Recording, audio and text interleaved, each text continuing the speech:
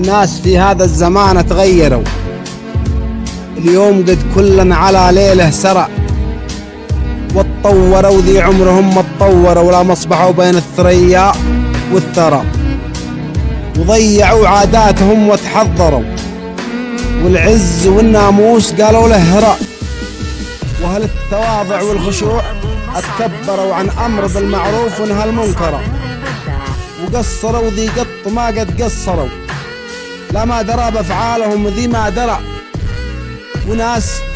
باعت في لحاها واشتروا على الملامه والخطا مسكسره، والعيب منكر بس هم استنكروا، ما يدرون البغي في الناس افترى، وكنهم ما يسمعوا او يبصروا،